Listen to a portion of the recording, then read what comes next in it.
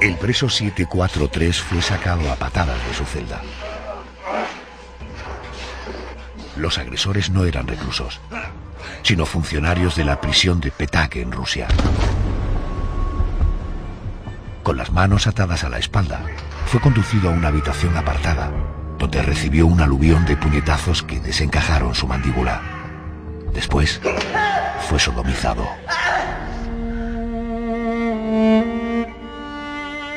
A pesar de las quejas recibidas por parte de la ONU, aún no ha podido erradicarse la violencia y la brutalidad con las que las autoridades tratan a los presos en aquella institución penitenciaria, en la que más de uno ha fallecido al ser golpeado hasta la muerte.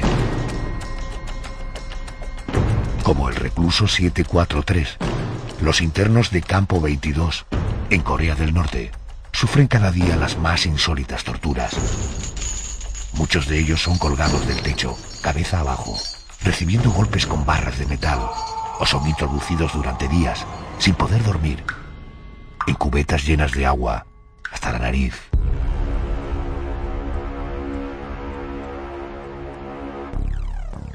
Son cárceles extremas, prisiones en las que de manera constante se vulneran los derechos más fundamentales de los presos y que están en el punto de mira de las asociaciones de defensa de los derechos humanos. Instalaciones en las que se hacinan miles de internos, devorados por la suciedad y las enfermedades, en las que los presos llegan a devorar a sus propios compañeros cuando el hambre aprieta, y en las que las torturas, físicas y psicológicas, destruyen a estos seres humanos. Hoy, en el tiempo para la Crónica Negra, nos adentramos en el sistema carcelario más extremo.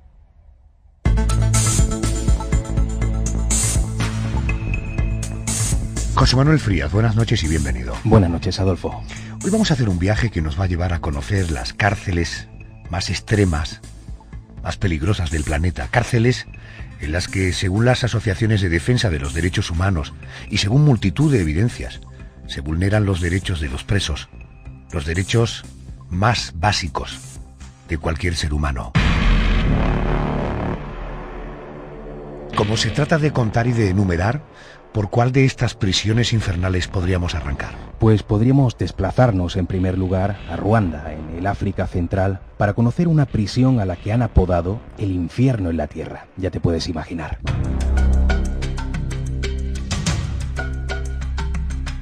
Me estoy refiriendo a la prisión de Gitarama, la que dicen que es la cárcel más brutal, más violenta del mundo y sobre la que informan constantemente los organismos internacionales de derechos humanos que llevan años pidiendo que sea cerrada. Resulta curioso que la única medida de seguridad de Gitarama sea un muro de cemento que circunda la instalación con un simple alambre de púas en la parte superior, algo que podría sortear sin problema el preso más torpe del mundo. O sea, hablas de un muro de cemento que rodea la instalación, alambre de púas, pero supongo que debe haber algo más, ¿no? Pues sí, lo hay. Se trata de las minas antipersonas que circundan todo el exterior, que es además una zona colindante con la Selva Negra, con la selva más profunda. De hecho, los presos que en ocasiones han intentado huir han terminado haciendo estallar la metralla de esas minas y han quedado mutilados. Es más, aquellos que resultan heridos, por ejemplo, con una pierna menos, si quieren recibir algún tipo de ayuda, deben regresar por sus propios medios, normalmente arrastrándose a las propias instalaciones. Y es por eso, por ese enorme riesgo de morir o de acabar mutilado y desangrado, que casi nadie intenta escapar. De hecho, se comenta que ni los propios directivos de la cárcel conocen la ubicación de esas minas porque hace ya décadas que los planos se perdieron. José, ¿cuál fue la última vez que se produjo una fuga?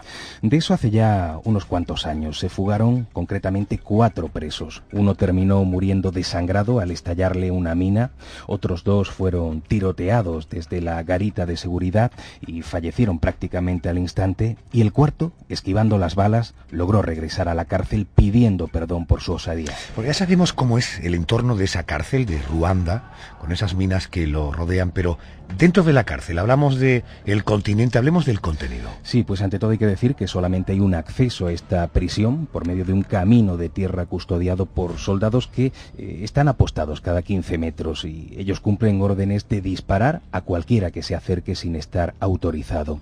Y ya físicamente, como tú bien dices, a nivel arquitectónico, Gitarama cuenta con 2 edificios de cemento pintados de ocre de 4 plantas cada uno. Originariamente esos edificios formaban parte de un complejo para empleados de una multinacional británica, y cuando en la década de los 60 dejaron de hacer negocio allí, la dictadura del país los compró para convertirlos o reconvertirlos en prisión. En esos 2 edificios se hacinan nada más y nada menos que 7.000 presos, a pesar de que la capacidad real es solamente de 400. ¡Qué barbaridad! Por eso los habitantes de esta cárcel viven pues prácticamente hacinados, sin espacio ni para respirar, y no solamente duermen en las habitaciones, como es lógico que están selladas sus ventanas con barrotes, sino que se hace necesario en ocasiones dormir tumbados en los pasillos o incluso en las propias escaleras. Por tanto, de las condiciones sanitarias de esta cárcel en Gitarama deben ser absolutamente infrahumanas. Pues sí, te puedo poner un ejemplo muy ilustrativo. Las condiciones que actualmente tiene esta prisión no serían aprobadas en algunos países ni siquiera para instalar un matadero. Quiero decir con esto que esta instalación se consideraría inhabitable hasta para los animales. Como puedes imaginar, con tal cantidad de presos, el olor es insoportable y además los únicos 20 baños que hay, o sea, 20 baños para 7.000 personas, están, como es lógico, constantemente ocupados. Además, esa falta de espacio provoca que los cuerpos de los prisioneros que han fallecido sean cubiertos con cal viva para acelerar la descomposición y que así ocupe menos espacio en una fosa común. ¿Qué hay de cierto en que dentro de estos edificios, de esta cárcel, no hay ningún control? Sí, no lo hay. En realidad no hay control dentro de los propios edificios y son los presos los que se autogestionan, porque ni los guardias ni los funcionarios entran jamás allí. Ellos simplemente ponen la comida, ponen el agua en la puerta una vez a la semana y ya son los propios presos los que tienen que repartirlo a su antojo, por lo que siempre se alimentan mejor los que son más fuertes. Los únicos que sí penetran alguna que otra vez en los edificios son, por una parte, los médicos voluntarios y por otra los misioneros religiosos que en la medida de lo posible intentan echar una mano en ese ambiente tan inhóspito. Lo terrible es que en ocasiones algunos de ellos desaparecen y no se les vuelve a ver. En estos casos las autoridades no se hacen responsables. Oye, José, no había oído hablar nunca de esta prisión, de esta cárcel. A propósito del programa he tenido oportunidad de leer algunos recortes de prensa. ¿Es cierto que buena parte de los presos de Gitarama, que han sido condenados por, no sé, por asesinato, por robo, por violación, pertenecen a una violenta etnia conocida como Hutu? ¿Qué es exactamente esta especie de tribu? Esto es muy curioso. Se trata de una etnia que en la década de los 90 asesinaba sin piedad a sus oponentes, los miembros de otra etnia, en este caso llamada Tutsi. Además, en esa especie de guerra civil, a pesar de que los Hutu poseían armamento en buenas condiciones, para sus crímenes usaban machetes, que es algo así como un arma pues más sangrienta, más intimidatoria. En total, por lo que se ha calculado, en esos enfrentamientos murieron más de 1 millón de personas. Ya cuando finalizó la guerra, los gobiernos de transición decidieron encarcelar a la etnia Hutu por crímenes contra la humanidad. Hablabas antes, comentaba yo al principio, que las quejas de las organizaciones internacionales de defensa de los derechos humanos eran constantes. Una de las organizaciones que más veces se ha quejado de las condiciones espantosas de Gitarama, de esta cárcel de la que estamos hablando, es Médicos Sin Fronteras. Ellos realizaron en su día un informe de la vida en la prisión, dentro de la prisión de Ruanda. ¿Se conocen las conclusiones? Sí, ellos aseguran que los presos no suelen durar más de 8 meses en aquellas condiciones, por lo que los fallecimientos son constantes, prácticamente a diario, aunque siempre hay nuevos presos que ocupan los lugares de los muertos. La mayor parte de los prisioneros sufren traumas mentales y dolencias físicas, como por ejemplo heridas por los mordiscos de otros presos. Además, como muchos caminan descalzos, la mayoría prácticamente, y el suelo está en muy malas condiciones, un buen número de presos han padecido infecciones o gangrenas que han provocado la mutilación de dedos o incluso de pies enteros. La doctora Verónica Troyes, de Cruz Roja, dijo algo muy importante. Si una epidemia lograra entrar en esta cárcel, no podría ni imaginar los efectos. Uno de los doctores alemanes de Médicos Sin Fronteras que visitó hace algunos meses la prisión de Gitarama hizo una descripción que pone la piel de gallina.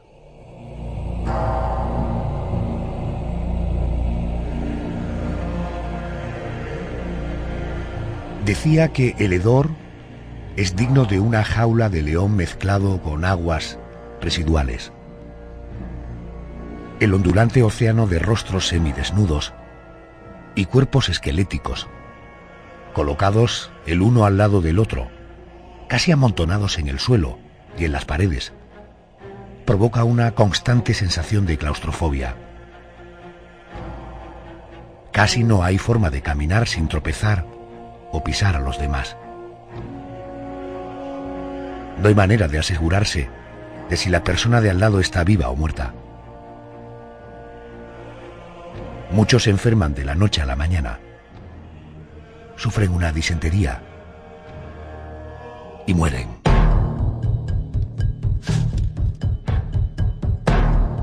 Si todavía falta algún detalle que complete el horror de esta cárcel, es un aspecto absolutamente siniestro. ¿Es cierto que se practica el canibalismo en esta prisión de Ruanda? Parece que sí. Hay que tener en cuenta que los presos solo tienen derecho a una comida al día que tienen que prepararse ellos mismos, y a veces, como antes comentaba, los más fuertes se apropian de las raciones de los débiles, y eso causa estragos en buena parte de la población de Gitarama. Por eso, algunos han roto sus tabúes y se han entregado al canibalismo, devorando a sus propios compañeros. Pero no solamente me refiero con esto a compañeros que han fallecido por enfermedad, sino asesinados a tal efecto. Esos cuerpos son después desmembrados y son cocinados, y los guardias, que están al tanto de esta costumbre, no mueven un dedo para impedirla. Si hablamos de cárceles extremas, no podemos olvidar aquellas en las que el destino de los presos es casi siempre la muerte, en la silla eléctrica o por inyección letal. Nos referimos a los corredores de la muerte. Son prisiones en las que, entre presos culpables, algunos inocentes juzgados de manera errónea, ven cómo sus esperanzas se consumen día tras día. Ese fue el caso de Joaquín José Martínez, detenido en el año 1996 por un doble asesinato en Tampa, en Estados Unidos. Un año después, fue sentenciado a muerte. Tras una intensa lucha legal, en el año 2001, fue puesto en libertad. Él fue el primer español que logró salir del corredor de la muerte. Hace algunos años, José, tuve la oportunidad de entrevistarle. Fue una conversación larga, en la que Joaquín José relató sin tapujos su experiencia, la suya, y ya te anticipo que la mía también. Fue toda una experiencia conocerle y escucharle. Vamos a recordar algunos momentos de esa conversación. Por ejemplo, ¿cómo fueron sus primeros minutos tras la condena que le llevó al corredor? En ese momento me llevan a una celda y viene el fiscal y me dice: tengo una sorpresa para ti, ¿no? Yo estoy ya vestido con el mono naranja, ya me he cambiado y estoy dentro de la celda esperando, y me llega el fiscal y me dice: tengo una sorpresa para ti. Y yo pensando, ¿qué más, no? Y me dice: ven. Y me abre una puerta y ahí están mis hijas, que llevaba año y medio sin verlas, mi ex y mis padres. Y yo encadenado por la cintura, vestido de naranja y condenado a muerte. Joaquín José Martínez pasó 5 años recluido, 3 de ellos en el corredor. Así recordaba cómo fueron sus primeras semanas. La gente me pregunta a veces, me dicen: oye, ¿cómo fue ese primer mes, no? ¿Pensaste en hacerte alguna cosa? O hasta contemplar el suicidio, ¿no? Hay veces que uno lo piensa, ¿no? Pero dices, ¿por qué, no? Luego dices, vale, acaban una vez más. Yo no sé lo que es ser culpable y estar ahí. Yo sé lo que era ser inocente. Entonces, lo primero que se me venía en la mente era: esta gente ha enviado a un inocente a un corredor de la muerte. Esta gente va a matar a un inocente en el corredor de la muerte. O sea, la verdad es que estuve muy preocupado durante algún tiempo, y si no hubiese sido por el apoyo me hubiese hundido completamente. No sé si ya no hubiese sido pensamientos. Sinceramente, sin el apoyo creo que yo hubiese llevado a cabo mi propia muerte. Alguna noche de esta temporada tendremos oportunidad de recordar aquel extraordinario testimonio de un hombre que cada día vivía con la muerte. Pero en fin, vamos a seguir nuestro recorrido. Y lo hacemos por alguna de las cárceles más extremas del mundo. Ahora hacemos parada en Corea del Norte. Allí existe una prisión conocida como Campo 22, denunciada por organizaciones y por activistas a favor de los derechos humanos. Dicen que es una especie de campo de concentración en el que no solo se está llevando a cabo ejecuciones en grupo, sino que incluso se experimenta con armas químicas mortales con los propios presos. José Manuel, ¿qué sabemos de esta cárcel de máxima seguridad? Se fundó en el año 1965, donde se hacinan más de 50.000 presos políticos. Pues es una prisión espantosa por varios motivos. Uno de ellos es que en ella no solo están detenidas aquellas personas que se han posicionado en contra del gobierno, sino también sus familiares. Esta costumbre sigue la premisa de que el subversivo contamina ideológicamente a su entorno, por lo que su familia estaría en ese sentido pues contagiada por sus ideas. ¡Qué barbaridad! Por otro lado, Campo 22 es una carretera solamente de ida. Allí no se entra como en otras cárceles para cumplir una pena y luego quedar en libertad.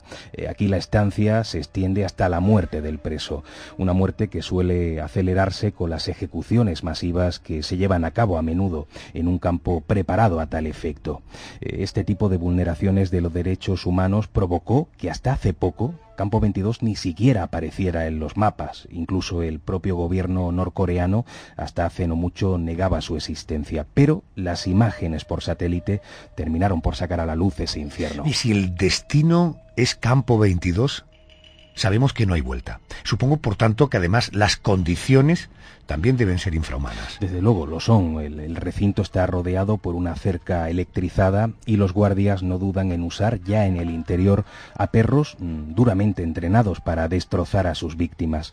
Uno de los pocos guardias que dejó de trabajar allí y que tuvo el valor de contar la verdad, hablamos del coreano An Mi-on, explicó que los presos son prácticamente esqueletos andantes que muestran el resultado de los constantes malos tratos. Hablamos de deformidades, de oídos y ojos arrancados, de narices partidas, cicatrices, hematomas por todo el cuerpo. De los 50.000, al menos 2.000 han sufrido mutilaciones de extremidades, una auténtica carnicería. Y sobre la comida, es tan poca la que reciben que tienen que alimentarse cazando ratas o cazando serpientes. Por eso, cada año mueren más de 1.500 niños por desnutrición, o sea, hijos de los presos, y por su parte a los que están tan enfermos que no pueden ser obligados a trabajar, los tiran a un lugar común donde son abandonados hasta que mueren. El listado de hechos espantosos no termina ahí. En Campo 22 no hay agua y la suciedad se come a los presos. Los que mueren son quemados en un horno. A los guardias se les enseña que tienen que tratar a los internos como esclavos y tienen el permiso de matar sin piedad a aquellos que no obedezcan. También se habla de diferentes métodos de tortura. Por ejemplo, ¿cuáles? Pues una de ellas es conocida como la tortura colgante, en la que el prisionero es colgado de los pies en el techo como si fuera una piñata, siendo golpeado después repetidamente en la cabeza. Otra es la tortura del cuarto caja, que se lleva a cabo metiendo a la víctima en una celda que es tan pequeña que él no puede ni ponerse de pie ni tumbarse, pasando varios días en una postura bastante incómoda. Y también usan una que me parece espantosa, que es la tortura del agua. Para ello se mete al preso en un recipiente lleno de agua hasta su nariz, de donde no puede salir, y allí se le deja pues un día o dos, estando obligado la persona a no dormirse y a estar casi de puntillas todo el rato para no ahogarse. ¿Qué hay de cierto en esto del uso de presos para experimentar con armas químicas? Hombre, todo hace indicar que es cierto. Ya de por sí los prisioneros son usados como blanco de artes marciales y las mujeres, por ejemplo, son violadas de manera constante. Pero lo peor, como bien dices, son los experimentos de cara a la creación de armamento químico. Son muchas las personas que han sido víctimas de las pruebas de gases mortales, o bien muriendo, o bien quedando paralizadas de por vida. Si hace unos minutos recordábamos la historia de Joaquín José Martínez, no podemos olvidar a otro español que actualmente vive una situación parecida. Se trata de Pablo Ibar, detenido en el año 1994 por los presuntos asesinatos en Florida del dueño de un local nocturno y 2 de sus bailarinas. fue condenado a muerte en julio del año 2000. Ese mismo año, 2016, su condena a muerte ha sido anulada y está a la espera de un nuevo juicio. Aunque sus allegados esperan una resolución positiva tras 22 años de lucha, hoy por hoy Pablo sigue en la cárcel. Vamos a conocer más detalles de su situación con la ayuda de Andrés Krakenberger, portavoz de la Asociación contra la Pena de Muerte Pablo Ibar. Andrés, buenas noches y bienvenido. Hola, buenas noches. Oiga, tengo entendido que Pablo Ibar fue condenado con pruebas como un testimonio no del todo claro y un vídeo borroso, cuando menos borroso. Desde luego no parecen elementos de peso para enviar a alguien al corredor de la muerte. ¿Existían más pruebas que lo inculparan? Pues realmente no. Es decir, si recordáis, el pasado 4 de febrero, el Tribunal Supremo de Florida anuló la condena a muerte de Pablo Ibar, y la anuló diciendo dos cosas. La primera es que fue condenado a muerte en el año 2000 por el hecho de no haber tenido una defensa letrada eficaz. Prueba de ello es que el abogado de oficio que tenía, y ojo que no nos estamos metiendo con los abogados de oficio, hay excelentes profesionales en el turno de oficio, tanto aquí en España como en Estados Unidos, como en todos los lugares donde hay turno de oficio, ¿no? Pero el abogado de oficio que tenía manifiestamente no estaba en su mejor momento. Prueba de ello es que hubo que suspender el juicio en 2 ocasiones, en una de ellas porque el abogado de oficio estaba aquejado de una fuerte dolencia hepática, y en la segunda ocasión porque estaba detenido el abogado, ojo, detenido por un episodio de violencia machista. Al parecer había agredido a una mujer embarazada, ¿no? Es obvio que una persona con ese tipo de problemas pues no está para llevar un caso de pena capital, ¿no? Y además el Tribunal Supremo de Florida dijo también que precisamente porque no había tenido una defensa letrada eficaz, había sido condenado a muerte, ojo, y palabras textuales, con pruebas escasas y débiles. Entonces, ¿cuáles son esas pruebas escasas y débiles? Pues efectivamente unos testimonios que adolecen de una serie de defectos que luego, si queréis, explicamos, y también, un vídeo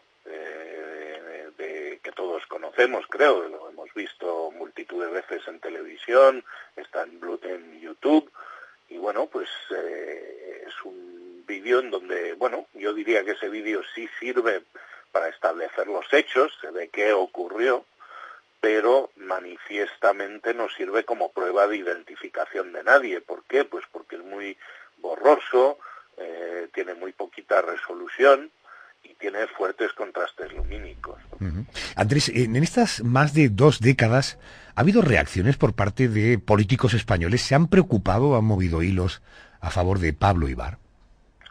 Bueno, lo que siempre que hemos acudido a los políticos, sea prácticamente de cualquier partido, siempre hemos tenido apoyo, eso hay que decirlo. Lo que también hay que decir es que, uno puede decir muchas cosas de lo que es el sistema norteamericano, ¿verdad?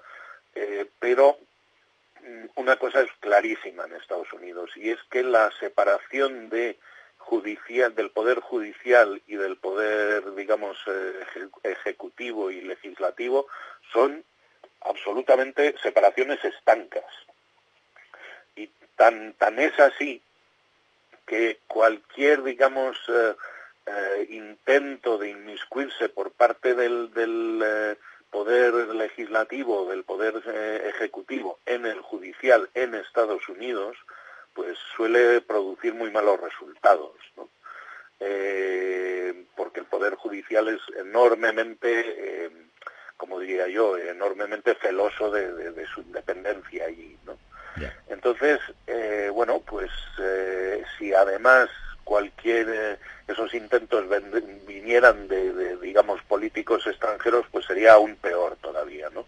Por ello, nunca hemos pedido ningún tipo de intervención en ese sentido, y confiamos en que lo que es la justicia allí, a pesar de ser lentísima, pues como la de aquí, ¿no? pues produzca un resultado justo, lógicamente, ¿no? No solo lo esperamos, es que estamos absolutamente determinados a que así sea, porque, insisto, las pruebas que tiene Pablo en su favor son determinantes. Andrés, la asociación de la que tú eres portavoz, es decir, la Asociación contra la Pena de Muerte de Pablo Ibar, intenta no solamente apoyar a Pablo, sino también posicionarse en contra de la ejecución de presos para evitar quitar la vida a un inocente antes de que se demuestre precisamente su inocencia. ¿Cómo habéis recibido las noticias que llegan de Estados Unidos sobre las leyes que pretenden acelerar la ejecución de los presos en los corredores de la muerte? Pues bueno, es digamos, una noticia, si se quiere, un tanto esperada, ¿no? Por cómo es el sistema norteamericano basado en el dinero, en donde, bueno, como vimos antes, cuanto más dinero tienes, mejor equipo de abogados te puedes pagar, pero también el sistema pretende gastarse el mínimo dinero posible, ¿no? Entonces, si aceleran los trámites de forma que las ejecuciones se produzcan más rápidamente, pues obviamente menor seguridad jurídica. Y como ya vemos que incluso ahora, en donde los plazos son largos, se producen errores que luego se documentan posteriormente con pruebas de ADN, y se ha demostrado en varios estados de Estados Unidos de que hubo declaraciones de culpabilidad e incluso ejecuciones de personas inocentes, cosa que se demuestra con pruebas de ADN posteriormente. Esto está al orden del día en Estados Unidos, y de hecho el estado de Florida es el estado de los Estados Unidos que tiene el ranking más alto de este tipo de cosas. Es el estado de Estados Unidos en donde más casos se han dado de declaraciones de culpabilidad anuladas por pruebas de ADN posteriores, ¿no? Andrés Krakenberger, muchísimas gracias, buenas noches y buena suerte. Muchas gracias. Siguiendo nuestro viaje, vamos a conocer una última prisión. Se llama Petak y se encuentra en una isla del mismo nombre, en el conocido como Lago Blanco, en Rusia.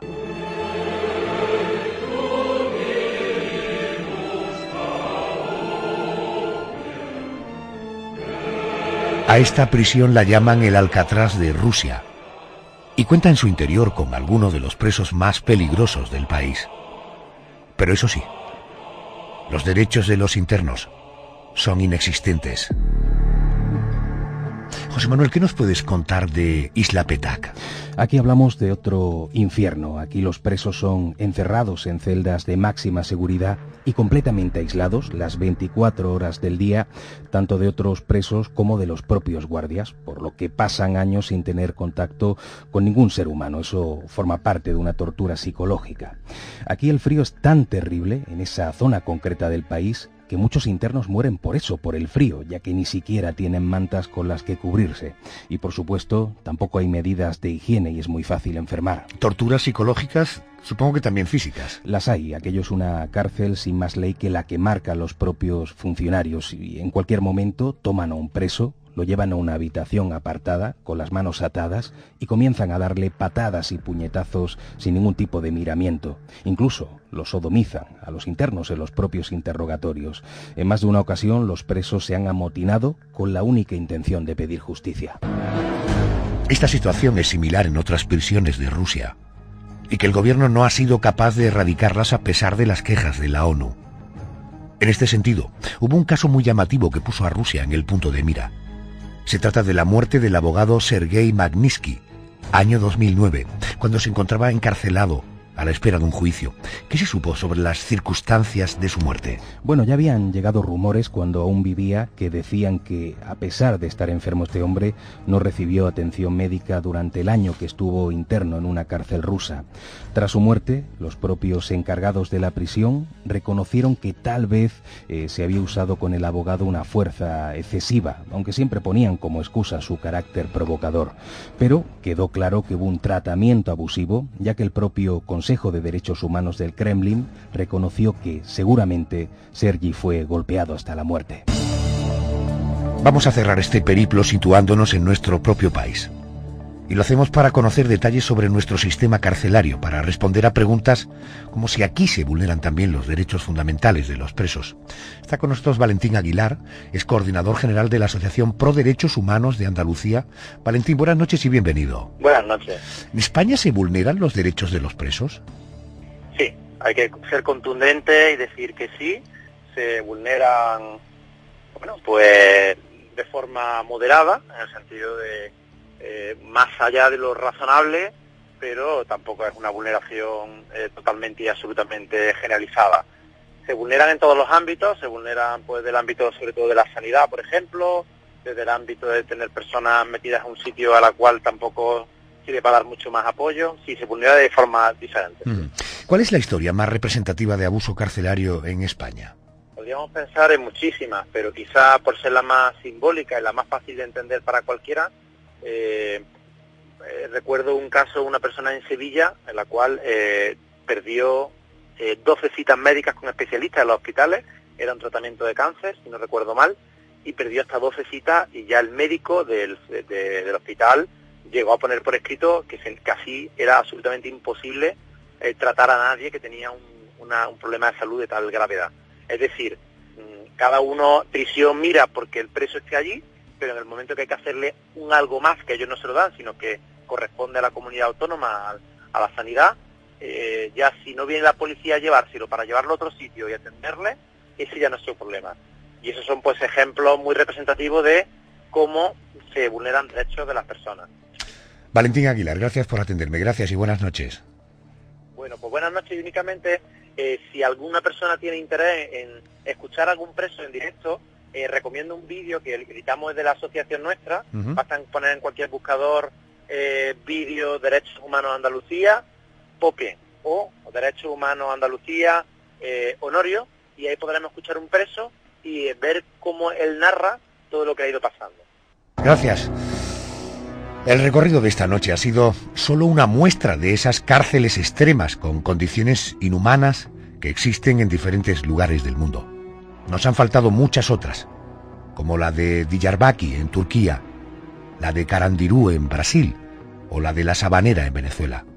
Así que más adelante retomaremos este viaje para sacar a la luz los entresijos de esas prisiones que parecen ser la puerta del infierno.